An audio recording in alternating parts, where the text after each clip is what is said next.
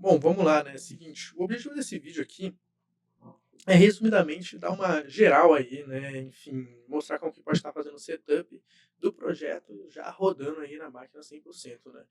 É uma coisa bem simples, né? Assim, só de base, né, que a gente tem o README se quiser olhar, e no README em si ele fala que para poder fazer o setup, você pode olhar aqui o setup.md, dando Ctrl clique, né, ou até quando tiver assim, pode estar olhando por aqui, né, Ctrl KV ou clicando no íconezinho aqui para ver o Markdown também, né, você tem tudo ele bonitinho, e aqui você pode clicar que ele vai também mostrar aqui o setup, né. Então assim, pode seguir com base nisso, né, todo. Então, primeiramente vai clonar o repositório, tudo mais, depois navegar, e aí você vai olhar sobre essa env.example aqui, né, que são as variáveis de ambiente que a gente tem. Então, para configurar ela, você vai estar entrando aqui, criando um novo .env, então você pode vir aqui e dar new file, ou você pode ir pelo terminal aqui mesmo, né. Então, aqui pelo terminal dá para você só copiar, tanto aqui na raiz, né, em Conecta Paraná, dá o Ctrl V, que ele já vai criar uma cópia desse env.example como .env. Então, aqui a gente pode estar colocando algumas coisinhas, né? Vamos lá, seguinte, nessa .env, eu vou estar até passando ela aqui para o lado para a gente ver ela por completo. Aqui a gente tem o dbuser, dbpassword, dbname. Esses são os mais importantes. Glitch tip é basicamente para log de erro. Aqui, nesse momento, não é tão importante assim. Por quê? Porque, basicamente, é, isso é para verificar os logs. Então, em produção já está configurado. No caso, eu ainda não tenho configurado algumas coisas porque eu precisei trocar a instância. Mas em produção e staging já vai estar configurado, né? Então, isso aqui é só para olhar a princípio quando der problemas que não estão sendo medidos ali direto no código, né? Então a gente tem erros que são testados, né? Mas tem erros tipo 500, por exemplo, que eles vão para esse glitch tip DSM, né? De status de HTTP 500, eles vão geralmente para esse glitch tip, né? Ou os que a gente não tiver verificando, né? E fazendo try catch, testando esses erros.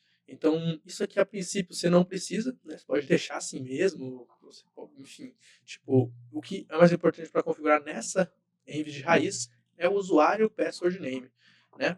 Aqui é para o banco de dados. Então você vai estar configurando para poder estar utilizando aqui o back-end, né?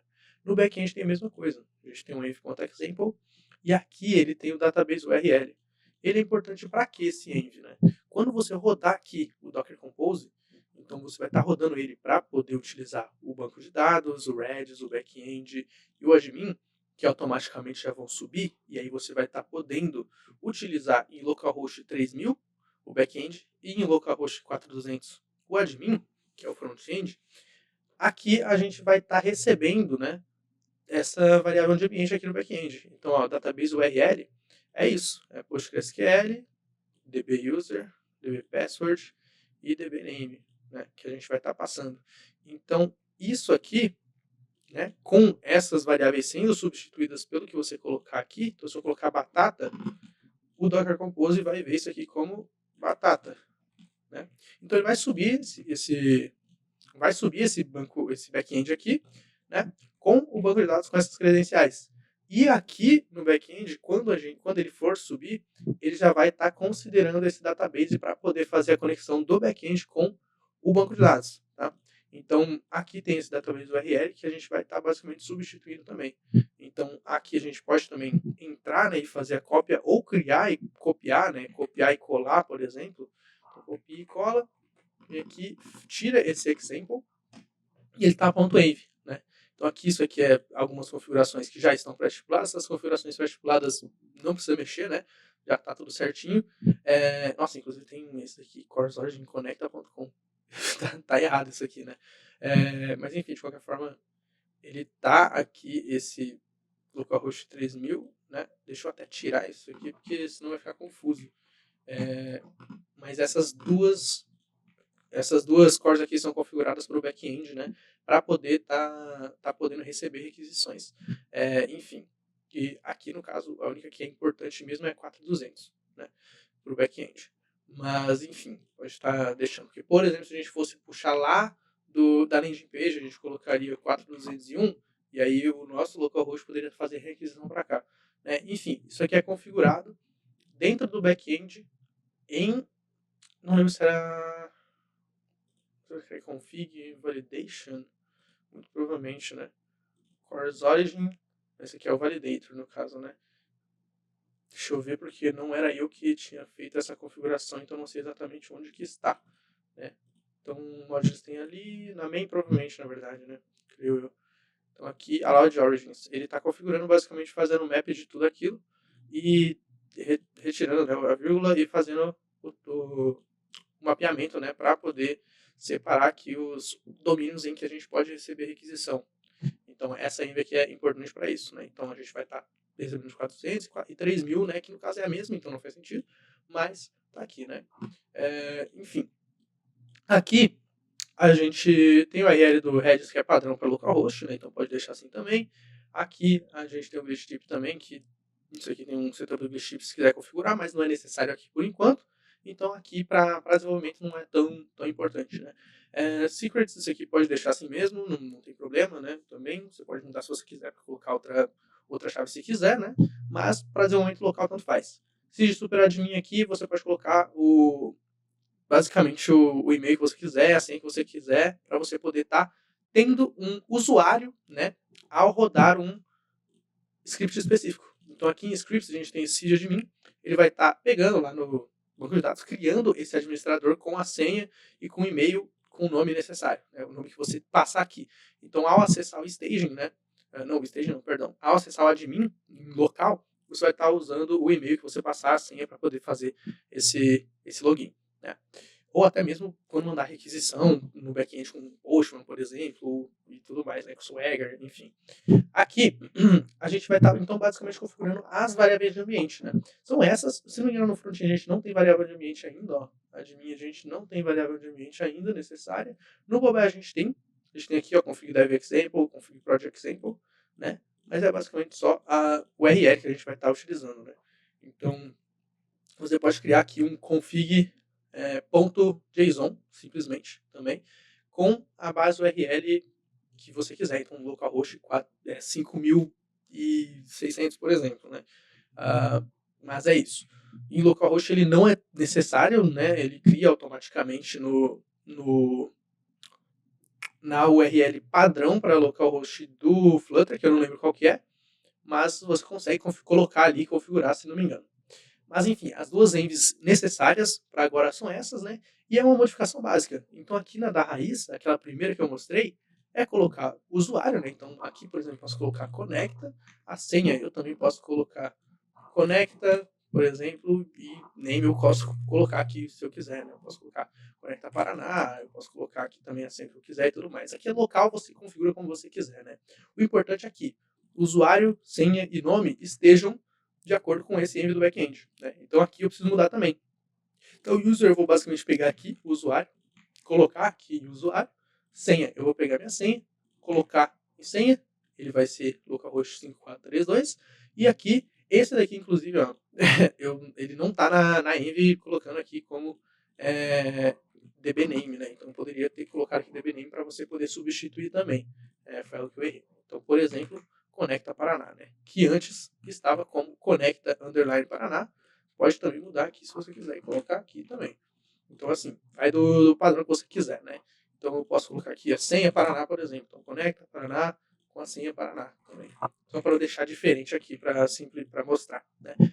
Basicamente é isso. Acredito aqui o Chorus Origin podia ter deixado aqui lá mesmo, não tinha problema, tá? Não ia dar problema nenhum. Deixei aqui só por conveniência mesmo. E essa env aqui, ela nunca vai ser comentada, né? Tanto que se você for ver, ela tá até um pouquinho mais escura, porque ele aqui no gitignore, ele encontra aqui um ponto .env para poder não enviar para o Git, porque elas são credenciais importantes, né? Então, lá na produção já tem uma .env totalmente configurada, em staging também já tem uma .env totalmente configurada lá no nosso servidor. Então, não precisa se preocupar com isso, não precisa comentar essas env aqui, né? Mudança em env example, se quiser, né? Então, por exemplo, se eu quiser tirar isso aqui para tirar esse exemplo e deixar certo, né? Eu posso deixar assim, e aí comito lá e falo, ó, mudei isso aqui e tudo mais. Mas, enfim, não precisa se preocupar. No geral, é isso aqui o setup que a gente precisa, né? Tendo isso em mente, então o que a gente vai fazer? De primeiro, a gente precisa ter um Docker, né, já que a gente vai utilizar o Docker Compose. E aí o Docker, qual que é a questão? Eu já tenho instalado aqui.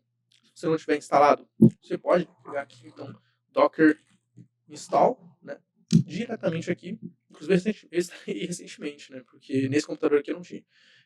Enfim, aqui tem o Docker Engine, beleza, Docker install, não, perdão, tá?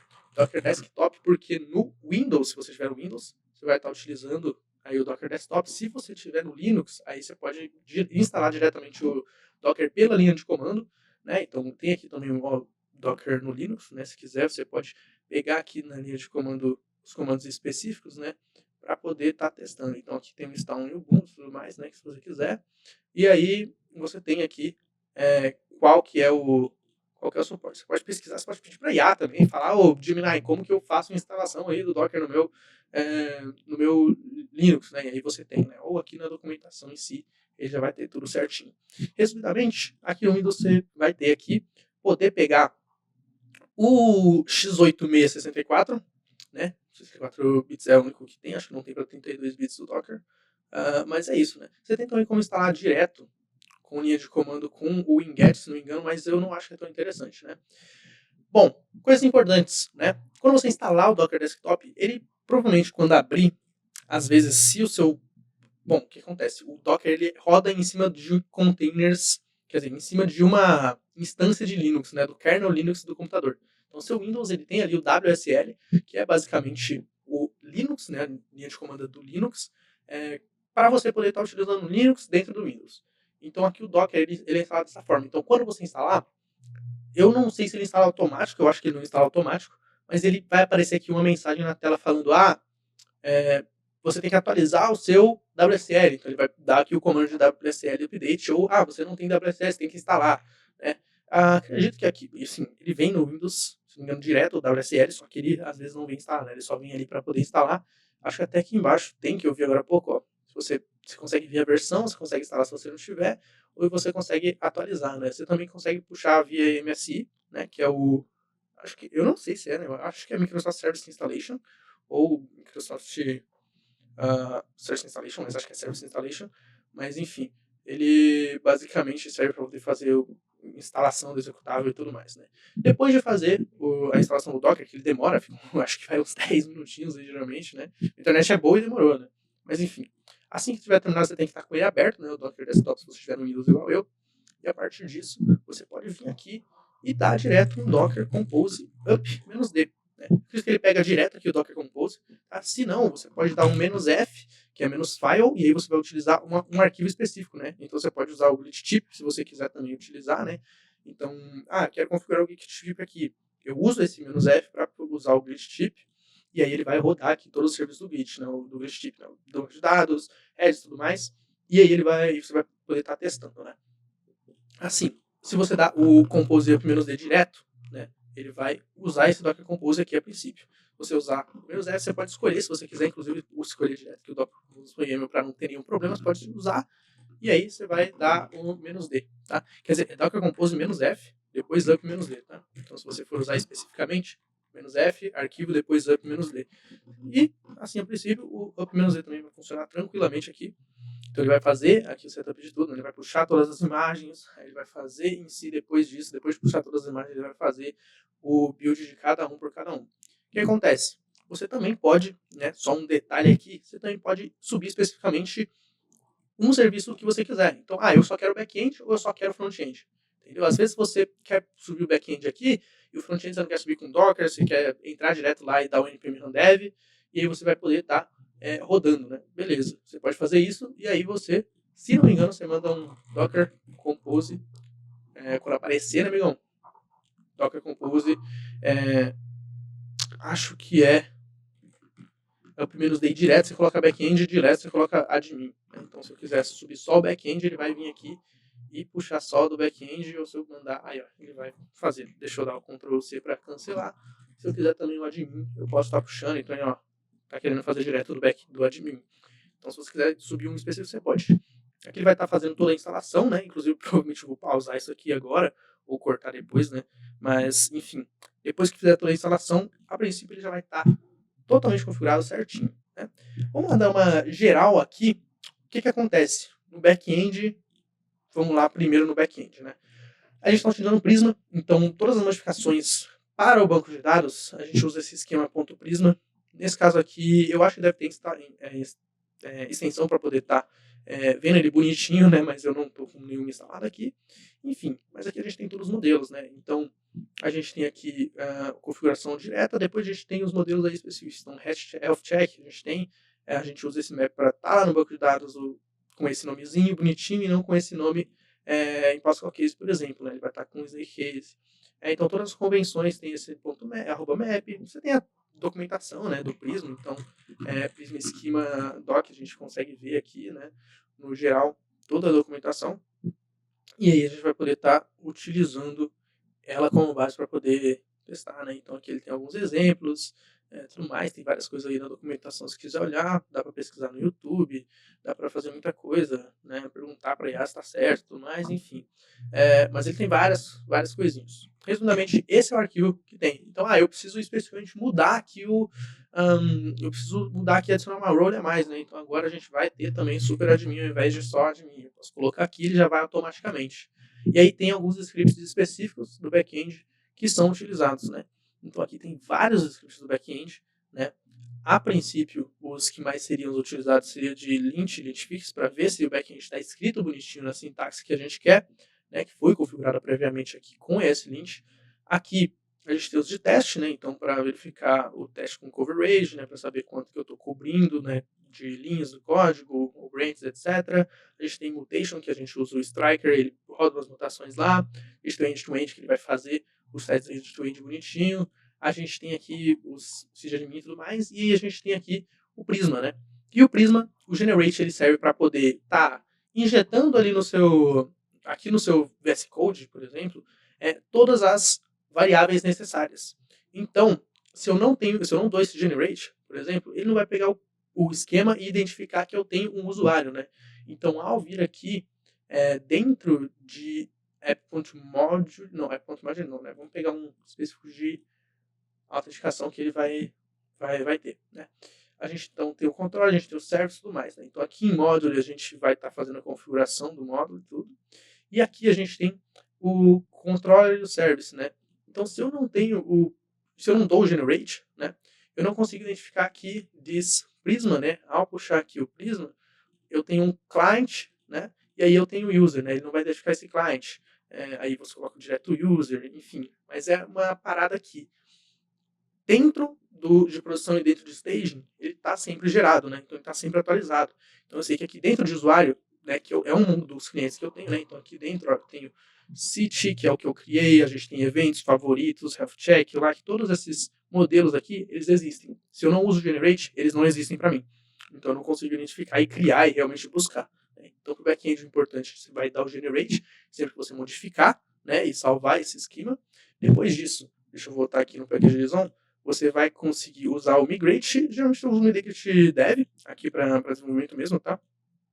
Tem uma diferencinha, eu não vou conseguir explicar exatamente qual é a diferença, mas a princípio assim, se não me engano, o deploy ele ignora algumas coisas que estão em cache, se não me engano, e ele só manda direto. Eu acho que é isso ou é o contrário, né? Mas, enfim, o migrate dev aqui é suficiente para desenvolvimento, né?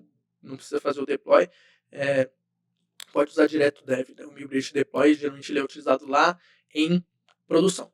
Mas é isso, né? Ou para simular, se você quiser simular um ambiente de produção, né? Ele vai, acho que talvez zerar tudo do zero, enfim, não lembro exatamente, mas ele está aí. Só que é isso, você vai fazer o generate, depois o migrate. Quando você fizer o migrate, ele vai rodar essas migrations, né? Então aqui, o primeiro de todos, ele só fez essa tabela, né? Que foi nessa data aqui específica. Né? Então lá em 2023, beleza, foi dia 7 de 3 de 2026, né?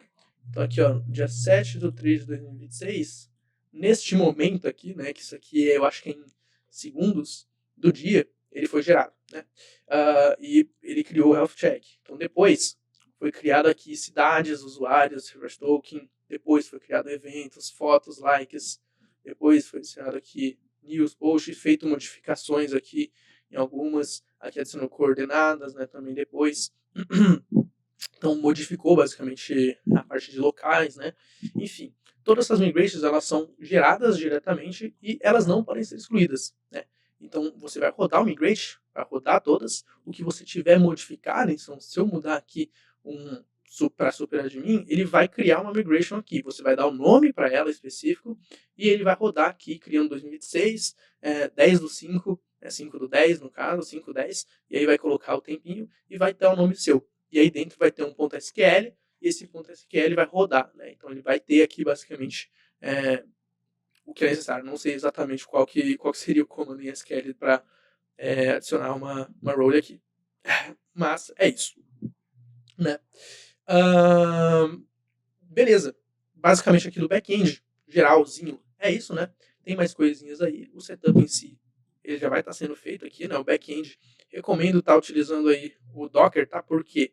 Porque senão você vai ter que instalar o Postgres, né? O pgadmin. Aí com o pgadmin você vai ter que ir lá, verificar, pegar a senha direta do pgadmin para você poder criar daqui ao rodar o back-end, ele conectar lá direto, né? Então você vai ter que criar diretamente lá, né?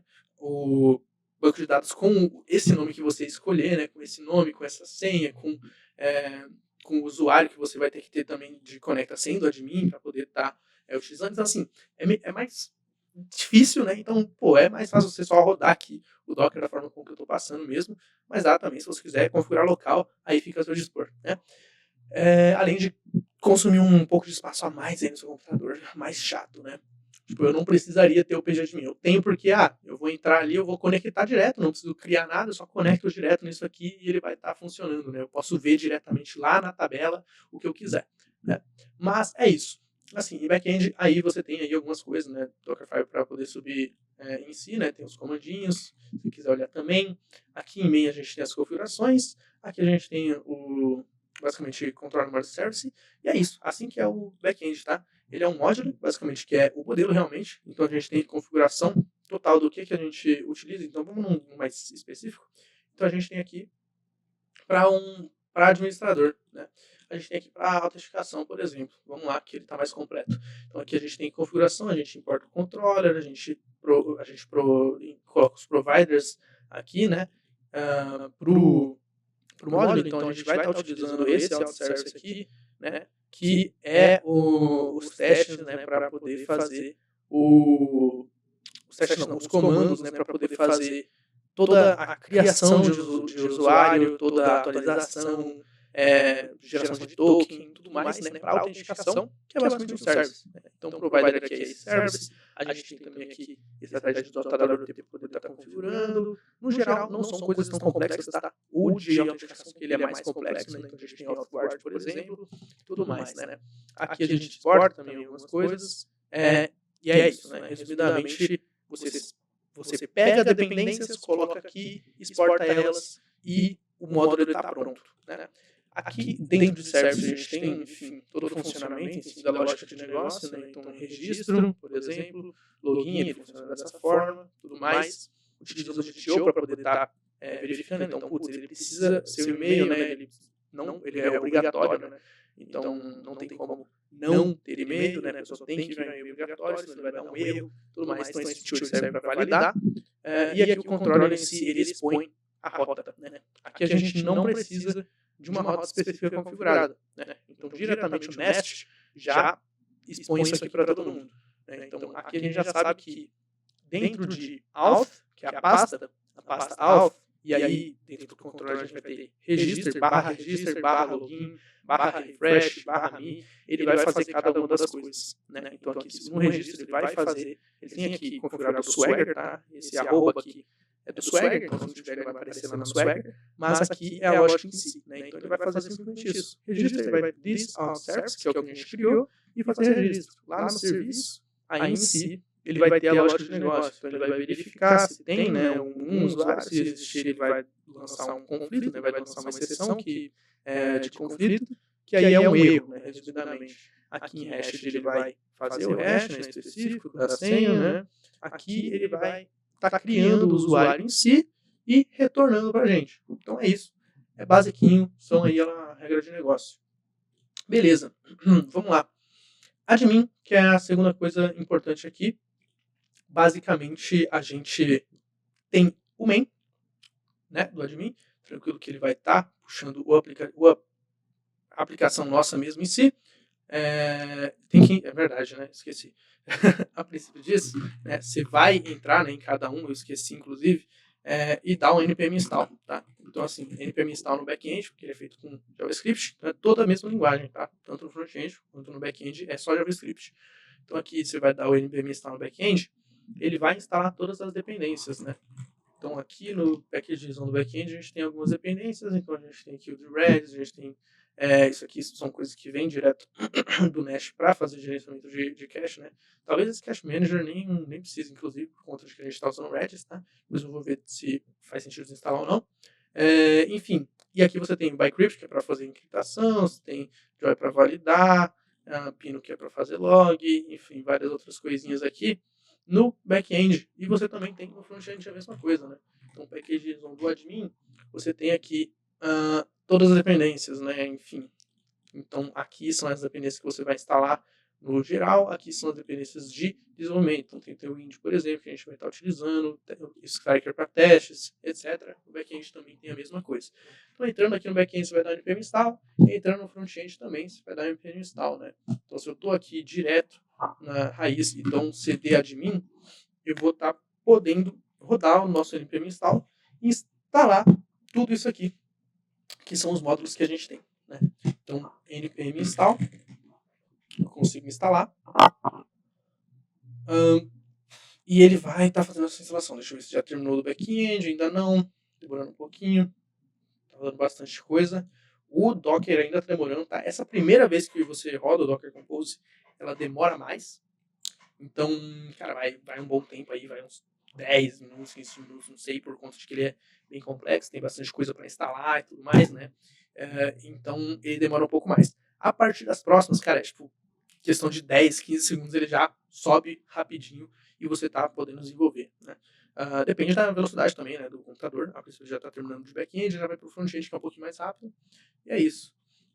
Vamos lá. Aqui ele instalou tudo, né? No back-end não precisa se importar com essas questões aqui, né? Qualquer coisa necessária eu vou estar fazendo basicamente aqui a instalação, tudo mais, né? Ou se for necessário até mesmo em desenvolvimento, falo, pô, pode fazer a instalação daquilo, né? E você pode instalar, né? Pode atualizar, tudo mais. Ele já fez inclusive aqui, ó, generate, tá? O npm install no back-end, ele já vai estar fazendo o generate do Prism. Então, você não vai precisar estar fazendo o generate, porque basicamente você vai estar conseguindo, né? Tá conseguindo utilizar em si todas as dependências aqui do usuário, né? Então, você não precisa se preocupar com isso, só quando você realmente for fazer a próxima modificação lá no esquema, você vai poder estar rodando o generate, tá? Porque eu coloquei esse post install e ele faz automaticamente, né? Essa parte. Vamos lá, o admin está terminando também. Docker em si está terminando também ali já o back-end, beleza. Enquanto ele está aqui rodando o npm install do front-end, que ele já instalou algumas coisas, vou estar mostrando um pouco aqui do front-end também, né? Esse config aqui ignora isso, né? Não é um problema em si. Beleza. Vamos lá, então aqui resumidamente no admin, a gente tem ali, como eu mostrei, main, né, que ele vai estar iniciando o aplicativo, né, a aplicação. Né? A aplicação ela está aqui em app.html, todo HTML, nesse caso aqui é só um router para o resto, e aqui ele vai estar realmente usando esse router outlet aqui do router para poder estar criando as rotas, né. Assim, isso, é bem tranquilo. Aqui tem todas as rotas que a gente cria, então automaticamente, né, esse router outlet, ele vai pegar o arquivo de rotas e vai estar injetando aqui na nossa aplicação. Então a gente já tem um /new, já tem um /local, já tem um /notification, tudo mais. Se tiver outra rota, então se eu quiser utilizar aqui, eu posso colocar também, né? Então eu só crio uma aqui nova, coloco aqui o path, né, que eu quiser, coloco depois o load charging, que é realmente o componente, né, que eu vou estar utilizando e o HTML que eu vou estar utilizando. Então aqui, por exemplo, né, em news eu vou estar rodando, né, esse news roots, né, que ele vai fazer o quê?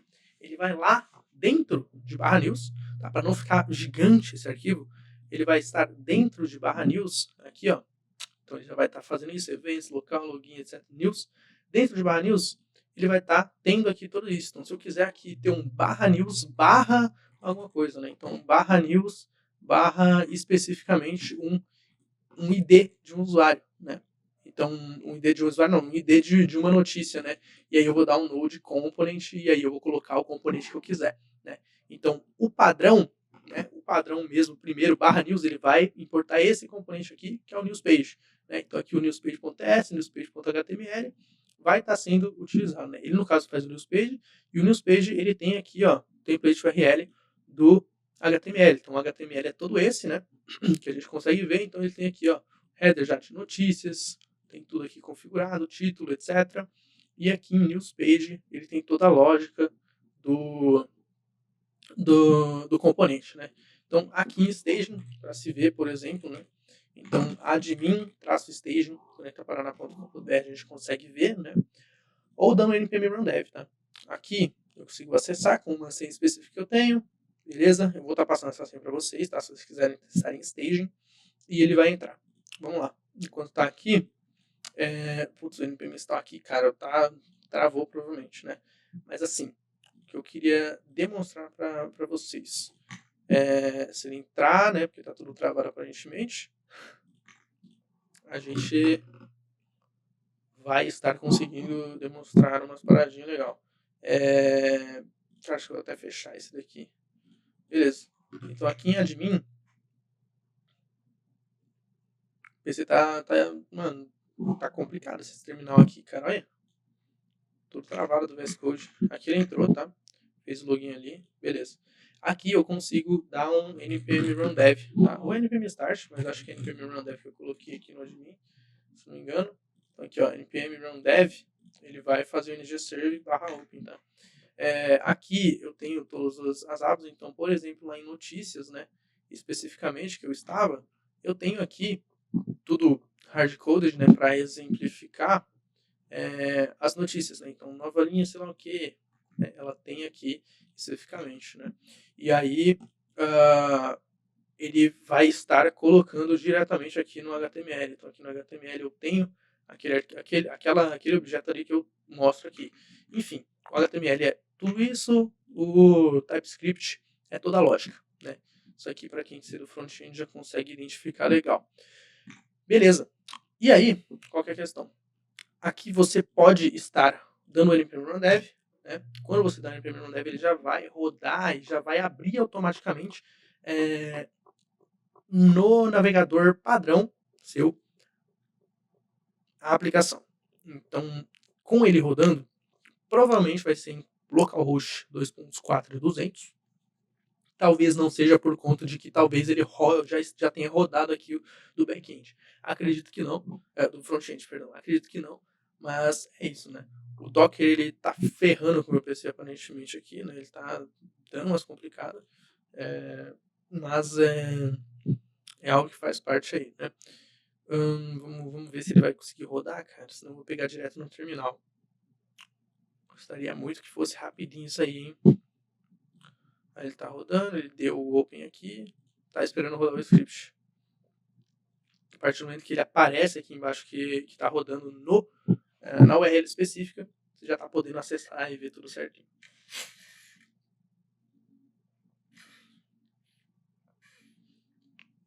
Vou pausar aqui. Tá buildando, peraí. Eu ia pausar enquanto tava fazendo o build. Mas ele aparentemente está conseguindo fazer aqui, cara. Mesmo rodando um monte de coisa ao mesmo tempo. Aqui, ó. Ele está criando, inclusive, tudo certinho aqui. Talvez vai dar até aquilo lá que eu falei de ter dois URLs específicos diferentes. Aqui, aí, ó. Ele rodou em 4200. Tá? Então ele rodou em 4200, ele já abriu. Então se eu entrar aqui, quer dizer, era para ele estar aberto, né? Aparentemente ele não conseguiu abrir. Mas enfim, dou Ctrl clique e eu coloco lá localhost 4200, ele vai abrir. Talvez ele abra 2 vezes por conta de que estava demorando, estava esperando abrir, né? Vamos ver. Ele abriu aqui 4200. Admin, já tá o mesmo nome, né? Isso aqui é o staging. Vou até trazer um pouquinho para cá.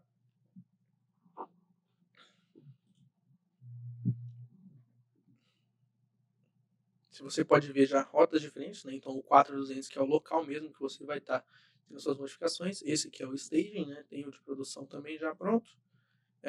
A princípio, quando ele entrar, ele vai estar funcionando certinho. Vamos esperar, né, mano, essa bomba. Aí, beleza. Aqui tem isso, né? Eu não tenho aqui um e-mail, uma senha, mas então ele não vai funcionar porque ele chama o back-end para fazer isso. Então você, para estar utilizando aqui o front-end, você tem que estar com o back-end rodando, né? Então isso é quando aqui o back-end já estiver rodando, o que talvez já esteja. A gente pode fazer, inclusive, essa conferência, né? A gente pode dar um Docker PS já direto, ele já vai mostrar os containers que estão sendo utilizados, ou a gente pode também estar vendo aqui direto no dashboard, tá? Então, Docker PS, aí ele não está rodando. Mas aqui você consegue verificar também, né? Então, aqui no dashboard, ele mostra o que você baixou, né? Todos os containers que estão rodando e os que não estão rodando também. Então, aqui, ó, está esse Conecta Paraná, ele foi criado, né? Mas ele não está rodando em si, né? Você pode clicar aqui direto. Na linha de comando é o mais simples para mim, né? Mas enfim, ele está criando aqui o banco de dados, já criou do back-end, vai criar do admin e tudo mais, está startando tudo. Essa primeira vez, que eu disse, é demorado mesmo. Depois ele já fica mais tranquilo, ele já está rodando. Se for ver aqui, ele já começou sem eu clicar em nada, né? E aqui de novo, se eu rodar o Docker PS, ele já vai estar mostrando. Né? Então já tem o admin, já tem o DB, mais. Inclusive, eu posso até fechar agora esse aqui, né? Eu posso até cancelar essa parte aqui do front, né? Então dá um Ctrl C que ele cancela e ele vai estar rodando diretamente com isso aqui, ó. Rodou tudo certinho, cara. A princípio, se a gente entrar em localhost, né, 3000, então se a gente conseguir entrar em 3000, a gente já vai estar tendo o nosso back-end rodando. E aqui, em localhost 4200, dou até um refresh aqui, ele tem aqui o front, ó, rodando já com o Docker. Então isso aqui, qualquer modificação que eu fizer, ele já vai atualizar, né? E ele está direto no Docker. Aqui, localhost 3000 não funciona. Deixa eu ver. Vou dizer por que não pode estar não funcionando, né? A gente está em... o back-end ele não startou, tá? Aqui o banco de dados ele startou, mas o back-end não startou, não está healthy por algum motivo. O que pode ser esse motivo? Se não me engano, tem um probleminha. Cara, nossa, eu esqueci exatamente qual era o problema.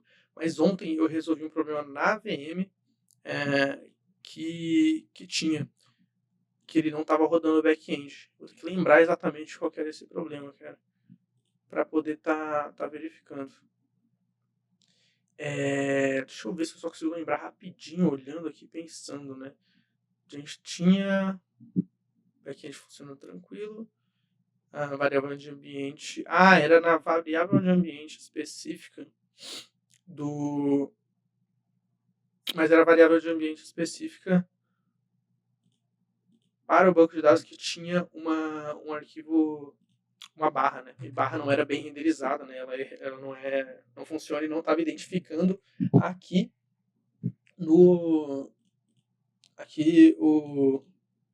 a senha, né? Então aqui a senha tinha alguma senha específica com barra, então ele identifica o barra como se fosse parte, né, da URL e aí ele dava problema. Isso eu configurei, mas aqui não é para ser isso. Bom, a gente pode vir aqui, né, dar de novo esse Docker Compose -d para verificar se ele vai rodar o back-end, né? Que a princípio ele deveria funcionar, já que eu não tenho nada errado de configuração. Então, a princípio ele aparecer health aqui, né? Então, ele startou. Não sei se ele está healthy, vamos ver. A gente pode dar um Docker Compose. Docker Compose PS, né? Que ele vai estar mostrando tudo certinho também. Tanto o Docker PS quanto o Docker Compose PS. Docker Compose direto, ele vai mostrar só os desse arquivo aqui, né? Então, se eu tiver outros Docker na minha máquina, outros Docker Compose, outros containers rodando, ele vai mostrar apenas desse. Só o Docker direto ele vai mostrar tudo. Deixa eu fechar, inclusive, o Docker Desktop, que é pesado esse bagulho. Então, aqui, ó, o back-end tá aqui, mas ele não tá healthy, né? Vamos ver se ele vai funcionar aqui. Em princípio, ele não vai funcionar. Você consegue estar debugando também, tá? Dando um Docker Compose log, se não me engano. Back-end, aí tem especificamente tail e tudo mais, não necessariamente menos tail ou menos. Vamos ver só o log aqui direto, né? Qual que é a questão? Back-end menos 10, vou ver, menos follow, tá dando menos follow pra gente ver. Aqui tá startando, cara, a princípio, inclusive, ó, se for ver, ele tá rodando, tá? Era pra estar funcionando, não sei porquê. Aí, ele estava startando ainda, resumidamente, né? Ele aparece aqui, inclusive, né, com esse log, se você verificar, você consegue ver tudo. Tá, log do back-end, log do front-end também, do admin, se você quiser. Então, tá aqui. É a mesma coisa que apareceu aqui, se você for ver, basicamente, ó. Ele iniciou tudo mais, fez aí o carregamento de tudo e buildou, né? Se você for ver aqui o do admin também é a mesma coisa, ó, ele buildou, tudo fez carregamento e tá mostrando aqui, ó, onde que você consegue acessar, tá? Então, assim, é isso. No back-end você consegue debugar isso, né, também especificamente. Então, cadê? Aqui que tava? Ah, não, é aqui mesmo. Vamos lá no back-end. Aqui a gente consegue receber e ver as requisições, inclusive, é uma coisa bem importante, né? Essas requisições aqui são feitas de forma raw, né? Então, putz, eu tenho aqui exatamente, ele vai estar, ó, tem o ID, né? Tem o método que eu acessei e tudo mais, etc. Eu posso estar para testar aqui, ó, o health check. No caso, eu acho que é health direto isso aqui. Aí, ó, status ok, tá no ambiente de desenvolvimento, né? Que tem um timestamp que ele tá cacheado, inclusive. Então, se você for ver, ele tá no 17, 40, 28, acho que é 1 minuto ou 30 segundos, ele não vai modificar para eu não ficar fazendo requisição toda hora. Então, assim, por mais que eu faça requisição aqui, ele está cacheado, ele não está fazendo requisição para o banco de dados. Ele está fazendo para o Redis, que já está com cache, tá? Então, aqui eu consigo ver, ó, certamente eu fui para barra health, né? Esse é o meu ID. Fui para barra health e tudo mais. Eu estou num Mozilla, né? Que eu usei ele com base no Mozilla. E etc. Tem bastante coisa aqui, né? Você consegue ver tudo certinho se você quiser debugar os logs também, se tiver algum problema. Se eu dar um restart aqui, ele vai aparecer o tempo atual, né? Então, 41 e 13. Depois ele já vai continuar esse 41 e 13. Bom, é isso basicamente, tá? Qualquer modificação você já consegue verificar. Vamos rodar aqui o seed, por exemplo, né? Então, vindo aqui em cd barra backend, eu consigo rodar o seeder, né? Então, o seeder, ele basicamente vai pegar esse ponto .env aqui e injetar essa senha. Então, se eu tentar agora colocar um admin, colocar o admin @conecta.local, que é o que eu tenho aqui especificamente, né? Com o admin 123 de senha, tá? Puta, mano, foi o admin 123 aqui em cima. Admin conecta.local, admin 123, vou manter conectado, inclusive tá funcionando, tá? Beleza, eu vou tentar, ele não vai funcionar, tá? Porém, ó, posso tentar credenciais inválidas, não funciona. E aí, a partir disso, cd backend, eu consigo vir aqui e dar um npm run seed admin, né, que está ali no package. Todos os scripts que eu rodar vai estar aqui, tá? Então você consegue ver especificamente, vai ter outros seeders, por exemplo, também. A princípio ele deve funcionar. Ó, client password must be string. Tem alguma coisa passando errada na senha. Então, seja de mim, beleza? A princípio eu acho que é. Por quê, né? Porque provavelmente essa env aqui talvez não esteja sendo detectada como uma string, tá? Essa senha aqui. E aí você deveria estar passando que bagulho errado, né? Tá colocando isso. Talvez seja isso, tá? Talvez seja isso. Não tenho total certeza. A gente tem aqui o loggers pra gente ver. O seed admin ele não tá nessa questão. Não. Putz, mano. Perdão, tá? Eu dei no PM Run seed admin aqui. E qual que é a questão? Eu acredito que ele não está realmente injetando. Por quê? Porque eu não estou no Docker, né? Eu não estou aqui dentro, aqui eu estou na minha máquina. Então, assim, se eu rodar um Docker, vou até voltar essa variável aqui para não dar nenhuma ruinha, né? Mas, enfim, Docker Compose, aí sim, eu vou estar utilizando o exec-id, aí eu vou querer executar dentro do back-end, tá? Não lembro especificamente o que significa id, mas se eu quero executar diretamente dentro do back-end um comando, aí eu vou estar utilizando isso, né? Então, não é isso, Docker Compose exec-id backend, e aí você vai estar rodando, né? Então, npm run seed admin, aí a princípio é para ele rodar, né? Então aqui, ó, ele criou realmente, ele fez o upsearch. Agora sim, né, ele mostra inclusive para mim, ó, tudo mais, né? Por quê? Porque eu tenho aqui um seeder, né, que é o que eu uso, né? Eu deixo até bem descritinho, bonitinho, né? Ele já tem esses aqui por padrão, você pode modificar lá, ele faz e ele dá esse log aqui pra gente, né? Então é isso. Aqui, ele vai estar com essa senha e vai estar com esse e-mail. Então, se eu tentar um local G, por exemplo, ele não vai funcionar. Mas realmente agora, voltando igual antes, né? Igual eu tentei antes, é para eu clicar em entrar e ele entrar. Então, aqui estão algumas paradinhas que já fazem sentido, né? O sair, inclusive, você consegue, né? Se você só entrar, por exemplo, sem manter conectado, ele vai estar funcionando tranquilo. Então, ele já vai estar deslogando automático, né? Quando eu sair e entrar de novo, né? Tudo mais. Então, aqui, a 400, vai estar aqui tranquilo. Se eu deixar manter conectado, ó, eu posso sair, o arroz 4200, eu vou voltar, ele já vai estar aqui padrão para mim. Então, assim, é isso, né? Resumidamente, as principais coisas aí que pode estar se utilizando, tá? Qualquer coisa, à disposição, perguntar para mim aí e tudo mais, né? Daqui a pouco é 3 horas, vou estar pegando um bagulho para comer, vou ficar lá no Discord. Então, quem quiser, pode estar indo lá, tirar dúvidas. E tamo junto, cara, tamo junto. Espero que tenha ajudado aí, qualquer coisa. Tem os arquivos aqui também, né? E tudo mais. Tem uma coisa importante, quando for desenvolver, lê esse arquivo de branch, porque tem aqui especificamente exemplos para branch, realmente, e também de commit, tá? Então as branches seguem esse padrão, né? Então feature, aqui o nome o ID, né, do card, aqui o nome do que você vai fazer, e o commit em si você vai ter o tipo, né? Então feature, e aí faz tal coisa, né? A gente está padronizando em inglês, tá? Então assim, a princípio coloca um nome bem descrito aqui, simples, fácil em inglês, de entender o que você fez naquele commit específico, sempre tentando comentar o máximo possível de coisa, tá? Quer dizer, o mínimo possível de coisa, né? O mais rápido possível. Então, modifiquei dois arquivos, já faço. Fiz tal coisa, entendeu? Já manda ali. É isso, tá? Tamo junto, pessoal. Também pode ter vendo todos os .md aqui também que ele tá exemplificando, né? Vou até dar um exemplo aqui do GitHub, né? Só para para entenderem o CI/CD. Se eu quero testar, né? Eu mandei um pull request. Quero testar lá em staging, né? Então, eu posso mandar um amigo meu testar em staging, ou eu mesmo posso querer testar em staging, né? Para verificar se ele fez o deploy tranquilo, se tipo, mergeei, não vai quebrar a produção, né? Então, para fazer isso, né? Você tendo um pull request aqui bonitinho, você pode vir aqui em Actions, né? Aqui dentro de Actions,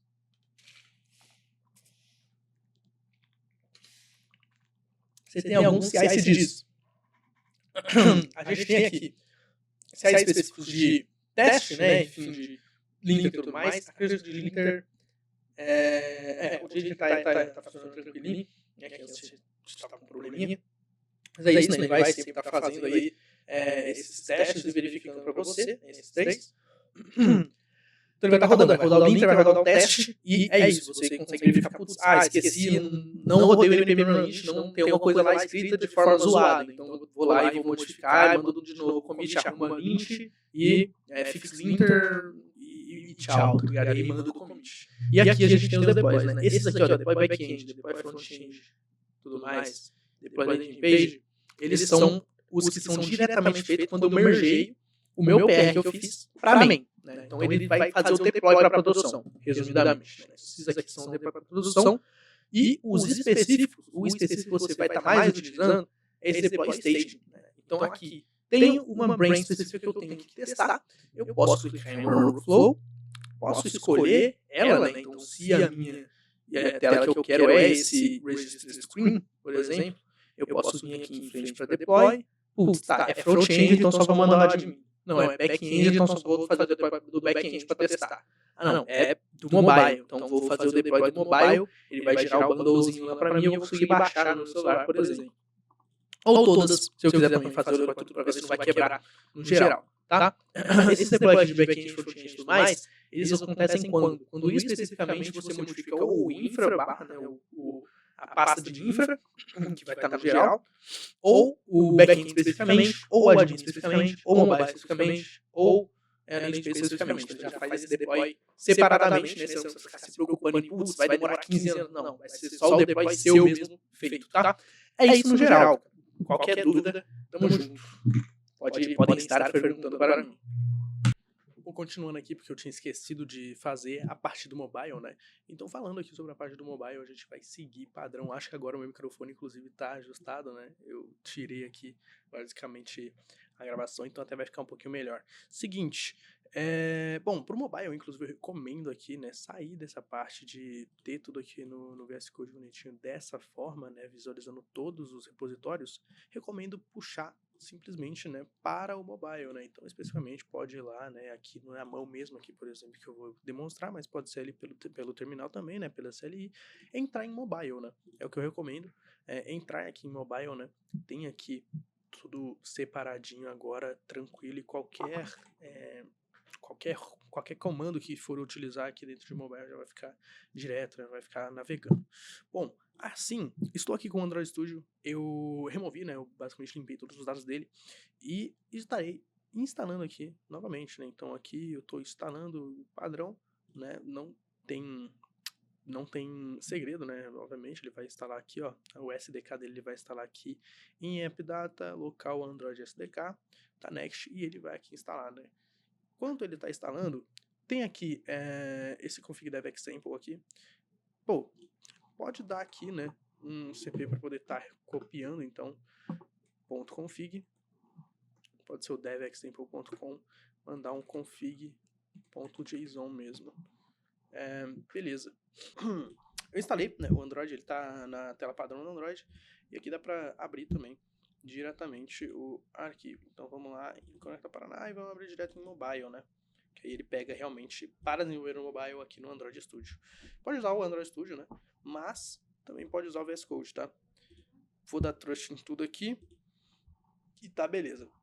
A gente tem, eu acho que a gente tem até um readme aqui no mobile que dá até para ver, né? Ele tem aqui especificamente, ó. Então tem aqui um readme bonitinho explicando, tá, como rodar. Então no Android Studio, configuração de ambiente aqui, beleza, né? Testes geral, APK, se você quiser testar, né, o APK, mandar para o seu celular você utilizar.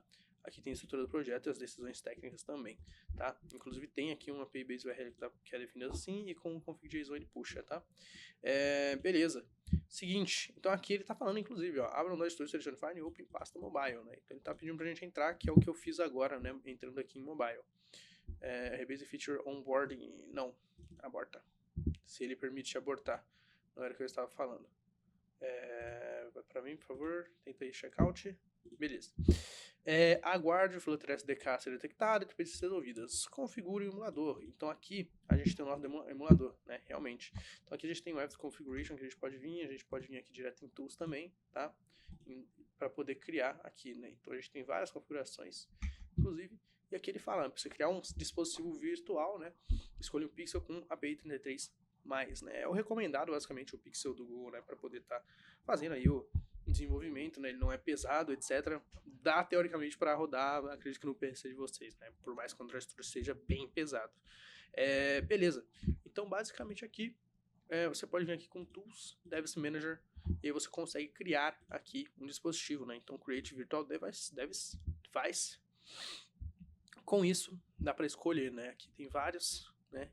Então aqui a gente tem um Pixel com Android 33+, né? Então a gente tem aqui, ó, tudo mais, ele pede a partir pelo menos do 6A. Eu acho que eu utilizei o 7, se eu não me engano, na última que eu fiz. Mas assim, fica aí à disposição de vocês, né? Eu acho que eu vou pegar o 7 mesmo, né? Ou pode ser o 8, por exemplo, né? Mas eu acho que eu vou pegar aqui o 7. Beleza. Dá um Next. Com isso, usar aqui o Pixel 7, pode trocar o nome se você quiser. Esse aqui é o do Conecta Paraná, né, e tudo mais. Aqui tem a API, né, deixa realmente nessa aqui, padrão sem problema, vai ser com o Google Play Store. Aqui você não precisa estar instalando nada aqui, especificamente, né, é só simplesmente dar um finish, beleza? Então, dar um finish, ele vai estar instalando, configurando tudo certinho para você. Seguinte, eu precisei parar porque tocou o alarme ali, já fui resolver algumas outras coisinhas, mas estou de volta. A gente estava configurando o nosso projeto, né? Então, assim, em Edit Configurations, a gente vai basicamente estar criando aqui o Android App, né? Então, a gente abre o Android App, a gente não tem module, então a gente vai, na verdade, abrir o terminal e dar um pubget antes aqui. Então, acho que é Flutter pubget, deixa eu ver que tá aqui no VS Code, né? Esqueci desse detalhe, né? Você tem que fazer basicamente o npm install, né? Então, Flutter pubget, ele é basicamente o npm install daqui, né? Então aqui a gente vai dar o Flutter pubget.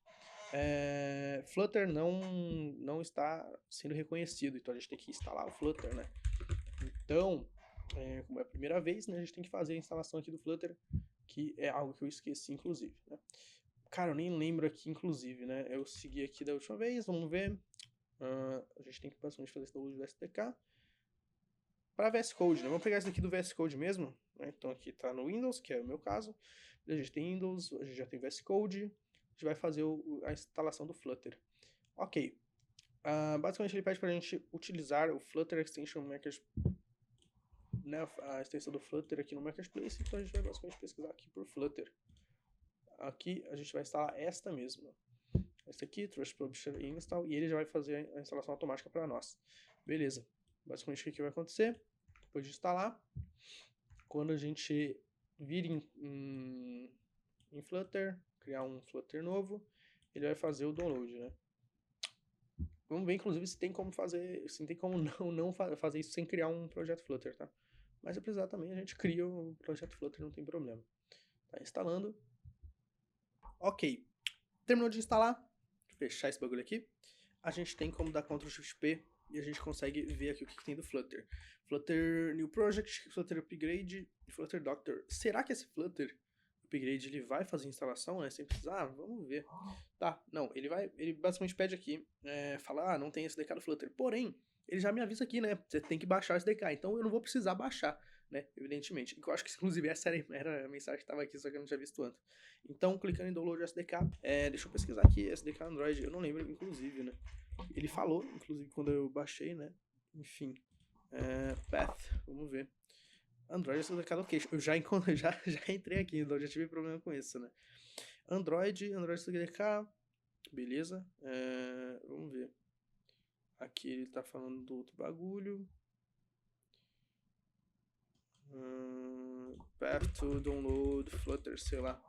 Acho que eu entrei ali, mas não. Vamos ver se ela vai falar alguma coisa certa. AppData, local, Android. Ah, perfeito, ele vai estar em AppData. Então aqui realmente a gente pode voltar em usuários, no usuário seu, e aí vai entrar em AppData local. Aqui em Android SDK. Então aqui que a gente vai estar instalando. Eu acho que é só direto aqui, né? Vamos ver. Aqui tem Android SDK, acho que é direto aqui, né?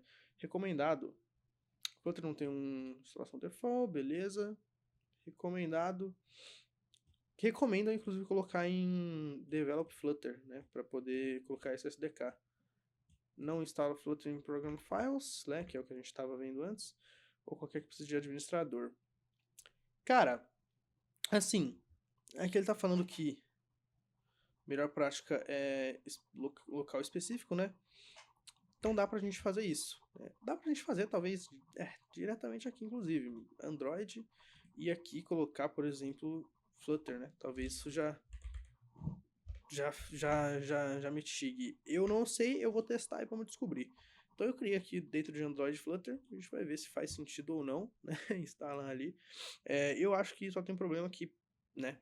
Como aqui o mesmo próprio Flutter diz, é que talvez ele não vai detectar como padrão o caminho, né? Então aqui, ó, add SDK to path. Eu acho que ele já vai falar ali e talvez já vai colocar. Senão a gente vai ter que colocar diretamente, né? A gente vai ter que abrir lá o environment variables e colocar direto. Vamos esperar aqui fazer esse download quando ele instalar. Eu volto aqui porque demora um pouco, tá? Mas você fique de olho porque ele vai aparecer, no momento em que aparecer aqui do lado, uma notificação nova falando adiciona SDK, adiciona Flutter do SDK, quer dizer, SDK to Path, ele já vai aparecer e você tem que clicar, que acho que em 5 segundinhos ele já sai, se não me engano, tá? Então fica mais fica melhor você ficar esperto do que você sair, né? Então, assim que eu vou ficar aqui de olho, assim que aparecer, eu vou basicamente voltar a gravar e clicar para adicionar, né? Para vocês não perderem nada. Beleza, ele veio aqui. Então, do you want to add the Flutter SDK to path so it's accessible in external terminals? Sim, vamos clicar em add SDK do PET, né? Então agora no PET a gente já tem, já teoricamente, né? A partir disso, aqui iremos talvez ter já como criar aqui dar um Flutter PubGet, vamos testar, né? Abrindo um terminal novo, vamos tentar um Flutter PubGet. O Flutter não está funcionando, vamos tentar fechar e abrir o Android Studio. Só demorou 2 semanas. Talvez agora com o Flutter PubGet ele vai estar funcionando, né? Pelo menos é o que a gente espera. Aparentemente sim, já que eu dei um Enter e ele não retornou um erro para mim. Então sempre que não acontece nada, geralmente é bom. Vamos esperar. Pode fechar isso aqui. E aí, amigão? Tá querendo? Vamos? Aê, tá fazendo download, mano. Bom, então, agora sim, Add Configuration, Edit Configuration, muito provavelmente, clicando aqui em Android App, a gente consegue escolher o module. Ou não ainda, né? Pô, cara, com essa questão aí, então a gente vai basicamente seguir com o VS Code mesmo, tá? Porra, legal. VS Code, show, incrível. Deixa eu dar pin aqui de novo, porque meu VS Code desistiu da vida. E ok. Cara, vamos seguir com o desenvolvimento aqui mesmo, tá? Então aqui tem o PubGet, a gente já deu isso, então a gente vai dar um Flutter Run, e aí a gente pode passar o menos flavor dev, tá? Beleza, fecha essa bosta, fecha essa bosta, fecha essa bosta. Seguinte, vou seguir aqui explicando rapidinho o que é o Flutter, o flavor, né? Flavor a gente tem duas formas de desenvolvimento. Aqui, se você for entrar em main_dev, main_prod, a gente tem 2 flavors. Esses flavors foram criados também, né? Então esses flavors, eles estão aqui em environment.dart, se não me engano, tá? Então beleza, a gente vai vir aqui em core, environment.dart, e a gente tem aqui o flavor. Beleza? Aqui a gente tem a API Base URL, que ela pega aquela string, né? Que a gente pode passar junto. Cadê? Que a gente pode passar. Era Ctrl Tab, mas não foi. A gente pode passar ela junto aqui. Né? Essa 10.0.2.2, ela é o localhost. Acho que localhost funciona também, tá? E aí a gente passa basicamente isso aqui para tá iniciando, tá? Beleza. E esse flavor, ele tem a URL, no caso, de produção e o URL de desenvolvimento, e ele basicamente fala, ok, então a gente vai seguir como desenvolvimento, vai seguir como produção. Resumidamente é para isso que serve, tá? E aqui a gente tem aqui o comando, né? Então flavor dev, -t, lib main.dev. Se for rodar como se fosse produção, você tem um de produção. Esse de produção geralmente ele vai ser só utilizado realmente pela máquina, né? Enfim, ele vai rodar esse flavor para gerar o nosso APK, para gerar o nosso bundle pro celular. Então, assim, aqui a princípio seria apenas isso. Teoricamente, rodando dessa forma, ele vai fazer tudo certinho, né? Talvez, inclusive, rodando por aqui, por acaso lá o Android ele funcione, tá? Até vamos verificar depois. Deu vários probleminhas ali no Android, então vamos estar seguindo o desenvolvimento por aqui pelo VS Code mesmo. Ele vai rodar, vai fazer o download de tudo. Beleza? E você vai poder estar escolhendo, tá? Windows, Chrome, Edge. Assim, a princípio, acredito que seja o Chrome de desenvolvimento, né? Eu não me lembro exatamente, seria Windows ou Chrome. Será inclusive que o Claudião ele fala pra mim, mano, que ele deu a ideia de rodar por aqui se tiver com problema. Não, né? Eu não lembro exatamente qual é a diferença, tá? Eu vou estar escolhendo Chrome. E tamo aí. Para poder tá fazendo esse teste. Beleza. Depois ele já iniciou aqui, tá? Então aqui ele inicializou já tá certinho aqui no Chrome, né? Ele tá escrito Conecta Paraná, ambiente dev, e você consegue já estar desenvolvendo, né? Se a gente for ver aqui, ó, a gente tem aqui todas as configuraçõezinhas e tem uma placeholder screen que foi a que eu criei, né? Essa placeholder screen, ela tem aqui a app bar, sendo Conecta Paraná, que é essa app bar aqui.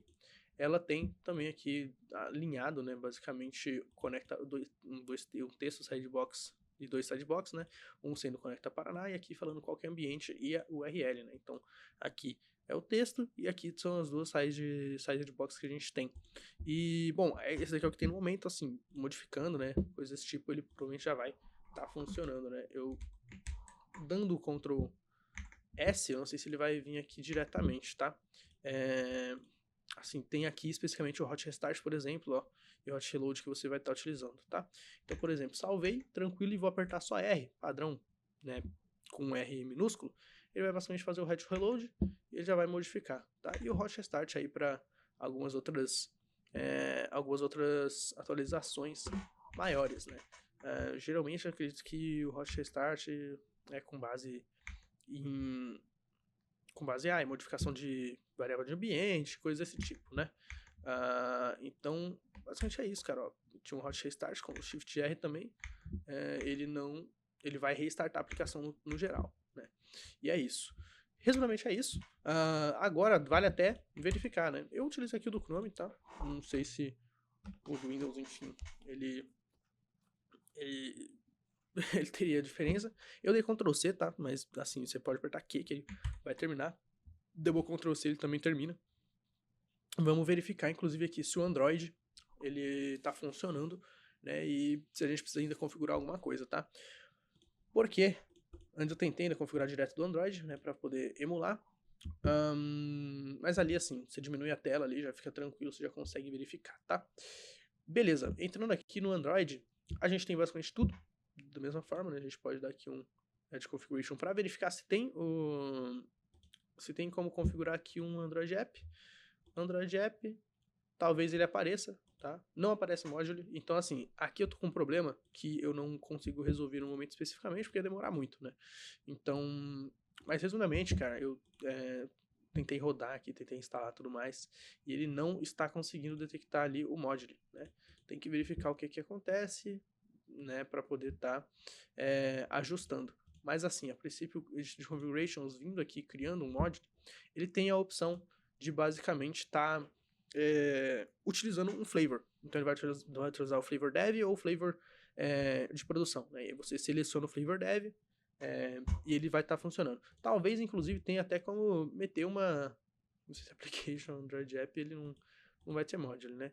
Mas application talvez tenha até como passar o comando diretamente para poder estar passando, né? Então, sei lá, por exemplo, colocar isso aqui, main class, a gente teria que estar passando, né? Ele provavelmente não vai ter aqui. Vamos ver se a gente consegue colocar em lib.dart. Acredito que não. Pois é. Mas assim, aqui a gente passaria o argument, tá? Aqui a gente passaria uma opção. E é isso. Mas assim, não consegui, resumidamente, colocar aqui, né? Eu teria que resolver. Eu acredito que seja um problema realmente do meu computador que tá com alguma coisa corrompida, algo assim, tá?